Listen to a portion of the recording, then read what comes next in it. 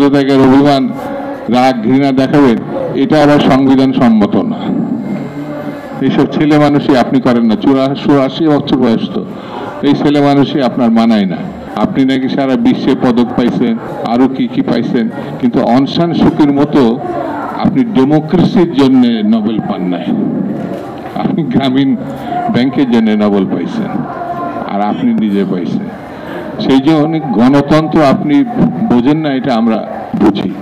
যারা নতুন পার্টি করেছে তাদের কোনো প্রতিনিধি এই সরকারে থাকতে পারবে না।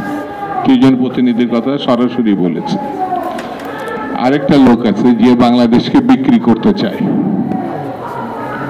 করিডোরের নামে যুদ্ধ বাঁধাতে চায়, বন্দর উন্নয়নের নামে বিক্রি করতে চায়। যে লোকটা পরকীয়ার জন্য, পত্রিকায় দেখলাম, পরকীয়ার নামে স্বামী কর্তৃক স্ত্রী খুন করেছে, ওই স্বামী করেছে।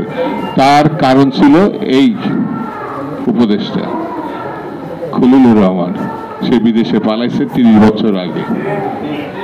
তাকে লতিফুর রহমানের ভাইরা, সাবেক প্রধান উপদেষ্টা লতিফুর রহমান, তার ভাইরা, তাকে এনে আপনি দেশ বিক্রির আয়োজন করবেন, তাকেও পদত্যাগের বা বহিষ্কার করার কথা বলা হয়েছে। মিনিমাম তাহলে একটা স্বচ্ছতা আসবে। আর যদি এটা না করা যায়, হরহরকে ঢেকে গেল, আবার এসে সাংবাদিকদের বলছে উনি পদত্যাগ করার চিন্তা করেছে। এসব ফাজলামি বাদ দিতে হবে। আপনার নিজেরা ডক্টর ইউনূস প্রমাণ করেছেন আপনার দল হচ্ছে এনসিপি। তো বুকের সাহস দেখান। আপনি নাকি সারা বিশ্বে পদক পাইছেন, আরো কি কি পাইছেন, কিন্তু অং সান সুকির মতো আপনি ডেমোক্রেসির জন্য নোবেল পান নাই। আপনি গ্রামীণ ব্যাংকের জন্য নোবেল পাইছেন, আর আপনি নিজে পাইছেন। সেই যে অনেক গণতন্ত্র আপনি বোঝেন না, এটা আমরা বুঝি। কিন্তু এর কোনো বিকল্প নাই, কোনো বিকল্প নাই। আমি বেশি বক্তৃতা করবো না, শুধু এই কথাটুকু বলে আমি শেষ করি।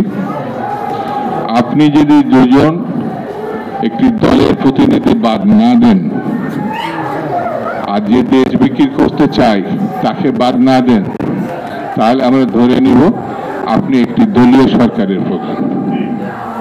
আপনার আন্ডারে ভালো নির্বাচন হবে, এটি আমরা বিশ্বাস করা খুব কঠিন হবে।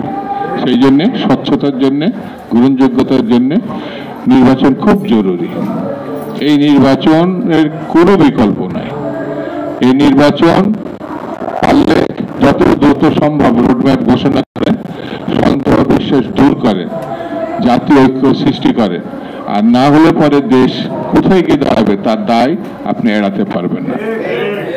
তার দায় পুরোটা আপনাকে কাঁধে নিতে হবে। সেই জন্য আমরা